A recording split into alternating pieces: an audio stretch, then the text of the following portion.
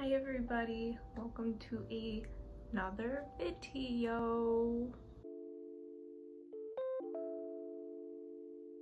Sorry, it's been a long time since I've uploaded again. It's been crazy, as we all know. As you can tell by the title of this video, I will be doing a some tips and tricks of how to succeed with online schooling, as I know that that's a lot of what people are doing now. But before we get into that, I just wanted to say that because the last time that I uploaded was before the death of George Floyd, I just wanted to say that, well, one, Black Lives Matter, all Black lives matter, Black LGBTQ plus lives matter, Black women's lives matter, Black men's lives matter, Black children's lives matter, all of that. And it is important for anyone who's a non-Black person of color or a white person like myself, it is important for us to do our own research and to use our privilege to educate other people and to educate ourselves, as it is not the job of the oppressed to educate the oppressors or the people who don't face that kind of oppression, specifically like police brutality, any of the racial oppression that Black people face. What I face as a non-Black person of color, myself and people in communities and other non-Black communities of color face their own oppressions, but it's not the same as what the Black community faces. And it's important for us to really acknowledge that this has been going on and is still going on in the United States. And it's important for us to, again, educate ourselves and help tear down that system and give the reparations that the Black community deserves. What I'm planning on doing is to, once I get all of my research together, is upload a video that further explains and helps educate on what the Black community is facing and help use my platform to help uplift Black voices. So that is going to be my plan moving forward, as well as making other videos to address other socio-political and environmental injustices that are happening. So I just wanted to say that really quick, as this will be the first video I've uploaded after George Floyd's death and after all that has been happening. So anyway, and then also another disclaimer about this video. I recognize that these tips and tricks are what have helped me succeed in online schooling. I've done online schooling for both art school and for general schooling, like I did an intro to ethics class online. And so I have a pretty good system for myself, but I just wanted to put a disclaimer that some of these tips and tricks may not work for everybody. And so it's important for everyone to really try things out, you know? Give everything a little try. If it doesn't work out for you, it doesn't work out for you, and you just move on to the next thing. So yeah, just wanted to say that really quick. But yeah, these are what have helped me succeed with online schooling, and I just wanted to share these with you. My list is on my laptop. That is what I'm using as tripod. So getting started, tip number one is, like everyone has said, get a planner, whether it's digital or analog. Right now I'm using a sort of bullet journal planner. This is a bullet journal from Muji, so it just has, like, I don't know if you can see, blank dots and everything. I just created a sort of layout that worked best for me. So for a better look, I have this weekly layout. And then I also have a calendar layout that I use that I don't really use all the time. I tried to put in a habit tracker right here, but I don't use it. I use an app instead. but I don't use this much either.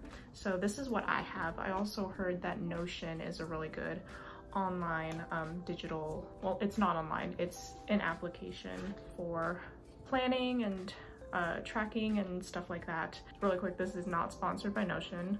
I do plan on giving it a try. It looks a little bit complicated, but it's free for students. Tip number 2, and I know that a lot of people have already started their semester classes, but tip number 2 is write down the assignment dates as soon as you have access to the syllabus. Once I get my syllabus, I write down all of the assignments when they're due in my planner. Be wary that the dates may change. So it's more of just like writing down an estimate of when things are due, just so you have a good idea of how the term will be going, and if you're taking multiple classes, how they'll line up and stuff like that.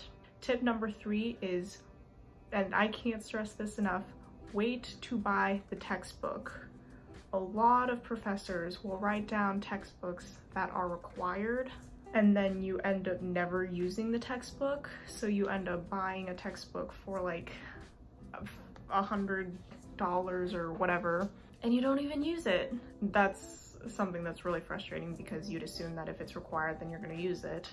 If you do, I would wait like a week or so to see how the class is laid out, if the textbook is actually required, and if you're actually going to do the readings.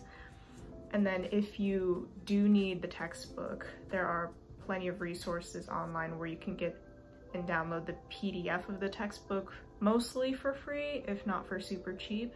And I can link resources of websites down below where you can find a good majority of textbooks.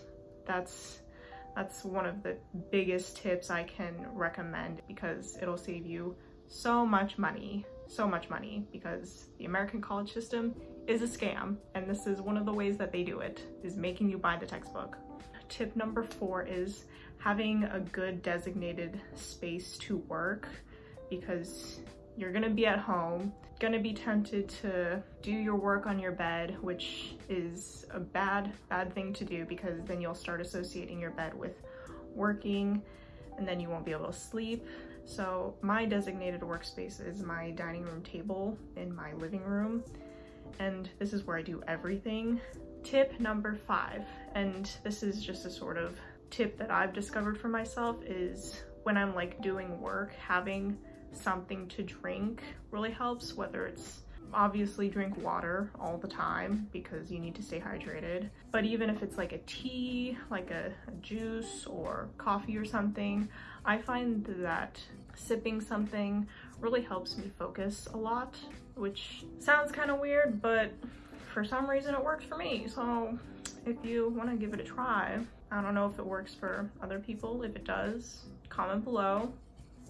And tip number 6 is take breaks. It's not really good to be working like hours and hours on end straight without giving yourself the time to recuperate. There are many different like ways and methods of taking breaks. For example, there's the Pomodoro method, where you work for 20 minutes and then take a 5-minute break, and then you work again for another 20 minutes, and then you just keep repeating that cycle. Or you just, work for an hour or 2 and then take like a half an hour break or an hour break to like get some exercise or stretch or eat. Taking breaks is super important, especially because you will forget to do that when you're studying online and at home. You lose track of time super quick, is what I found. Tip number 7, go outside. Go outside, because again, you lose track of time working and you end up staying inside for like days on end without going outside. And it's super important to give yourself the time to recover and recuperate, and being in nature really helps with that, I found. So like I try to go outside every day, maybe go for a run or something. It's really important to go outside, even if you're just like sitting outside, because vitamin D is great. Okay, tip number 8 is don't work on just one thing all the time.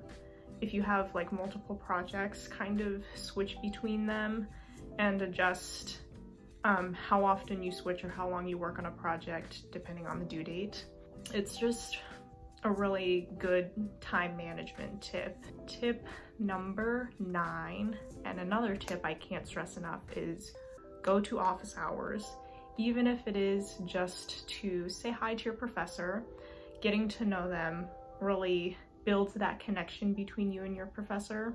And then here's some tips for what I like to listen to. So tip number 10 for music that I like to listen to during specific things. I like to listen to instrumental, like classical binaural beats is really good for when you're doing any writing or reading, because then you're not distracted by any lyrical words that are coming in while you're also trying to focus on reading or writing. And then I like to listen to lyrical music for, say, math or science, anything like that, because then you don't really have to focus on trying to read words or write words at the same time. And then for when I'm doing like artwork projects, this is more like what I'm doing because now I'm in art school. I like to watch YouTube videos, TV shows, movies, or even listen to podcasts while I'm doing art projects. I find those are really fun, sort of background noise. So yeah, and then tip number 12 is similar to going to office hours. Email your professors if you have a question, no matter what. It's better to ask than to assume. Again, it's better to ask than to assume, because if you assume wrong, your grade could heavily depend on your assumption. So no matter what it is, no matter how small, email your professor. And they would also much rather you email them than to assume if you're not sure. And then tip number 13, it's more of like a routine tip, is wake up around the same time every day. Tip number 14 is be engaged. When you're on like Zoom lectures, if it's one of those classes where participation is key, be engaged, even if it's like asking a question once or twice, or just saying something once or twice. I do recognize that it's easier said than done. As someone who used to be like super shy and kind of keep to themselves, it was definitely something I had to practice a lot. Your professors really love when you're super engaged. You might get extra points for it. Your professors might like you even more and be more lenient with your work. And then the last tip I have, tip number 15, is take care of yourself. I know with online classes, it's a strange time for a lot of people, especially if you have never done online classes before. It's a weird new situation that you're being forced into, and we'll admit it's kind of awful having to do that, but your health takes priority over your schooling, because if you're not doing well, then you won't do well in your classes, and that's just fact. So if you need to take a break, take that break. If you end up needing to drop a class because it's too much for you, drop the class within that time frame that you can. If you need help, get help. I mean, this is something that I've struggled with in the past. I know sometimes it's hard to ask for help, especially when it comes to classes and things like that.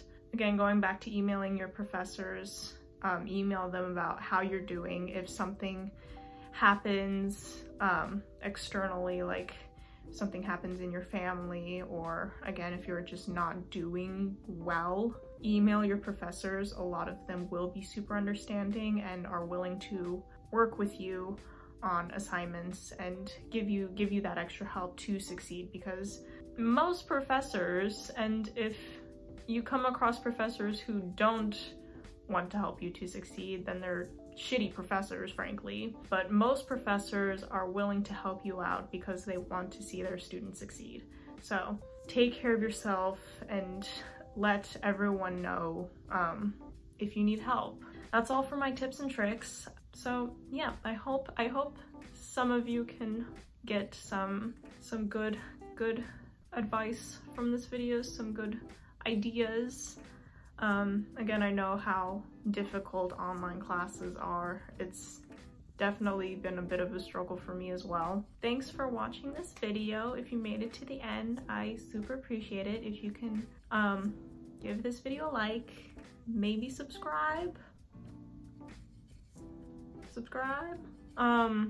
comment below, give me ideas of things you might want to see, stuff like that. And again, I will be posting videos about socio-political and economical and environmental injustices. It's my job to help educate those who may not be as knowledgeable about these situations, and I'll provide resource links down below, as well as resource links for where to get textbooks, and for free. Thanks again, and I will see you soon.